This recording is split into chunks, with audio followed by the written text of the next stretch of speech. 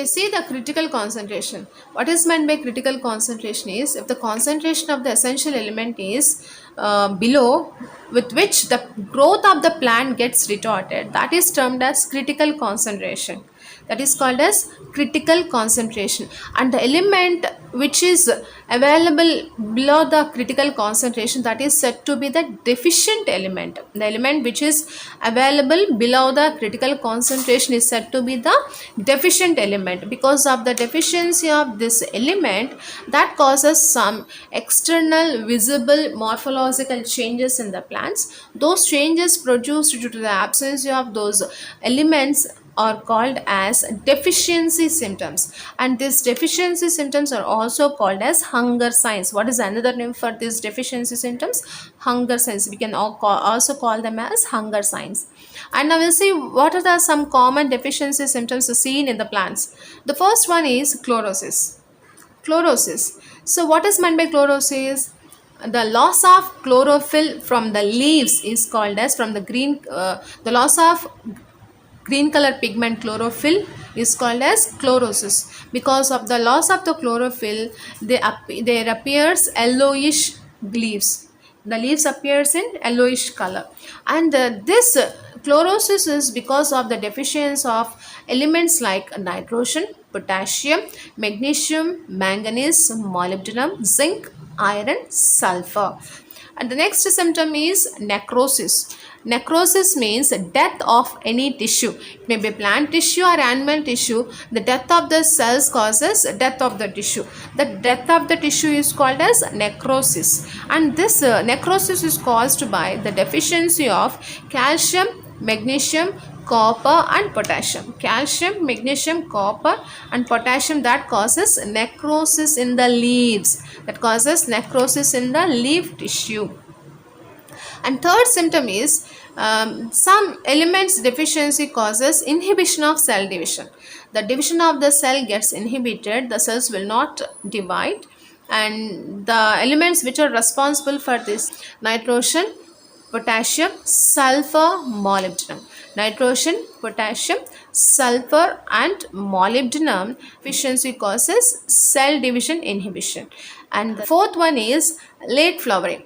Late flowering. In some plants, the flowering will not occur, or that may be delayed because of the deficiency of nitrogen, sulfur and molybdenum. Here the elements are same. Here nitrogen, sulfur, molybdenum, but here extra potassium is present. That was potassium is missing here.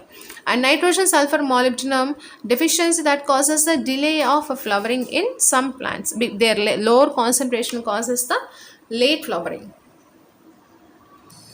And the next concept is mobility of elements.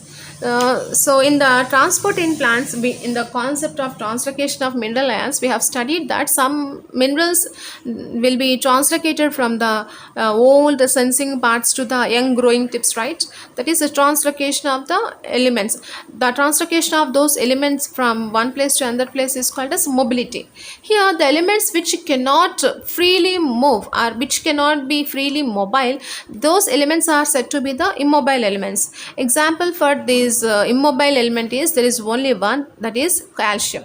This calcium get accumulated in the older parts of the plants, that is why it is not easily translocated to the other parts. And mainly the deficiency symptoms first appears in the young tender leaves and young tissues.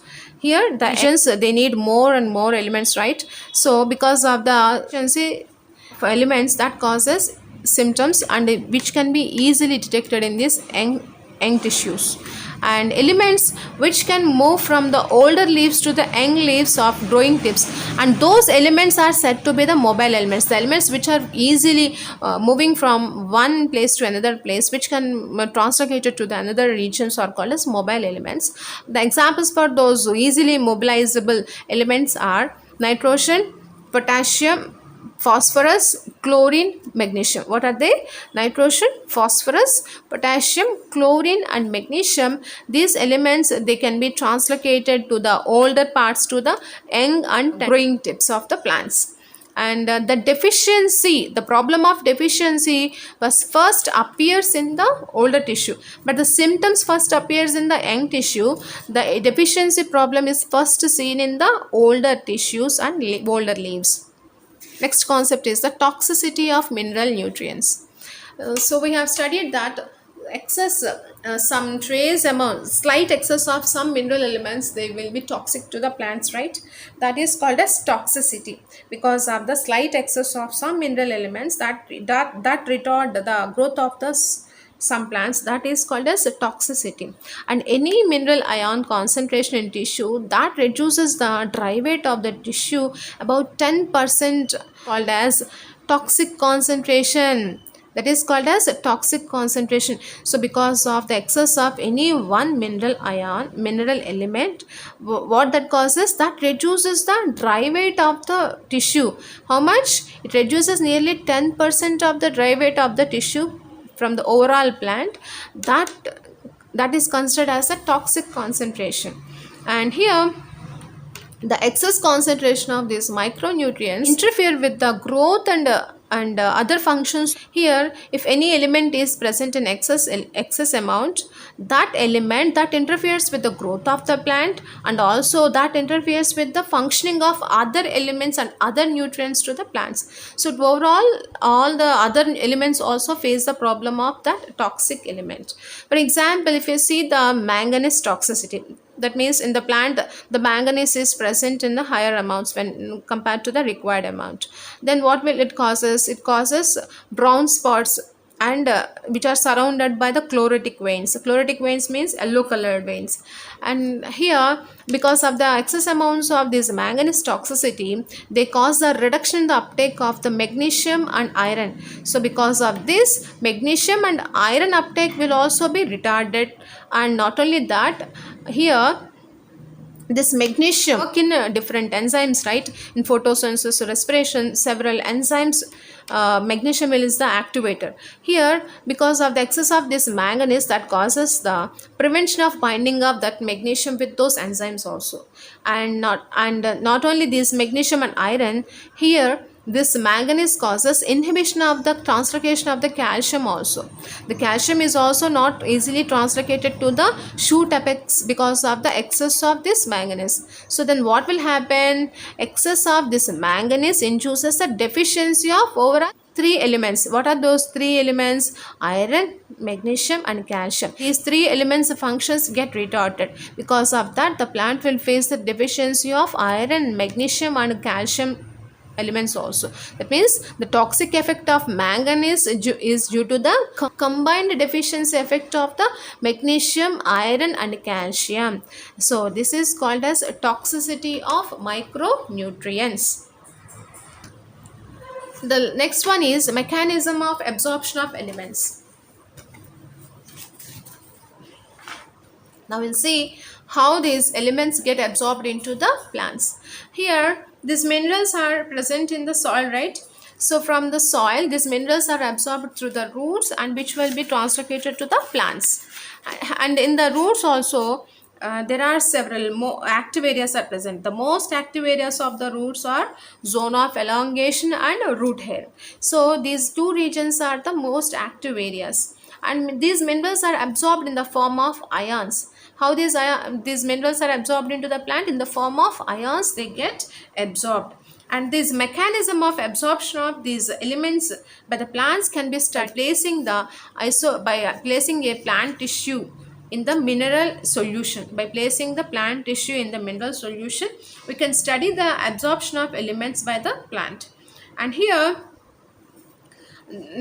finally the study revealed that the process of mineral absorption that occurs in two main phases. One is the initial phase and second one is the metabolic phase. In the initial phase, what will happen is the ions they rapidly entered into the of the cells. The ions outer space of the cell. The outer space of the cell means what? Apoplastic region of the cell, that is intercellular spaces. And here In this initial phase there is no need, there is no expenditure of energy, hence this process is called as passive absorption process. Passive, it occurs passively, and this passive movement occurs through the ion channels. How it occurs? By means of these ion channels. And the next one is metabolic phase. Metabolic phase means what? So in this metabolic phase the ions pass into the inner space. These ions pass into the inner space of the cell. Inner space means what? Inside the cell. Here the cells enters only the intercellular spaces, but here these ions enters only into the intercellular space, but here the ions enter inside the cell also, and that means symplast. That means they entered into the symplastic region.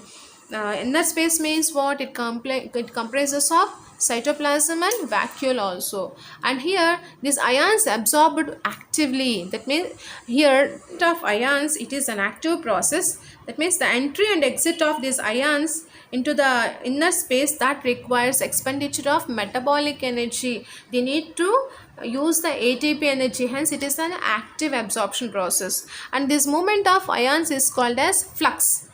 Flux means what?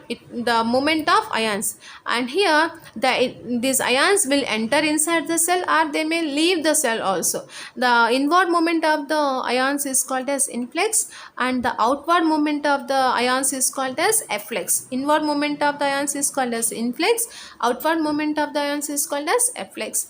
By this, like this, the ions will enter into the plant cells. And the next one is translocation of the solutes. Translocation of the solutes. So how the solutes get entered into the plant?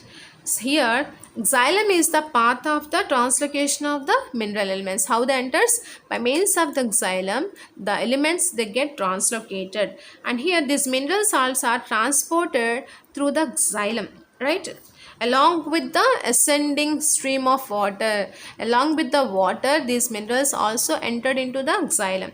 If we see the sap, the sap is pulled up through the transpiration pull. By means of the transpiration pull, the along with water, the minerals also entered into the plant. And if we examine the xylem sap, that consists of so many mineral salts. How we can prove this? So it has been proved that by using the radioisotopic mineral ions, we can study ions present in the xylem. So this is about the translocation of the solutes. In the next video, we are going to study about the metabolism of nitrogen.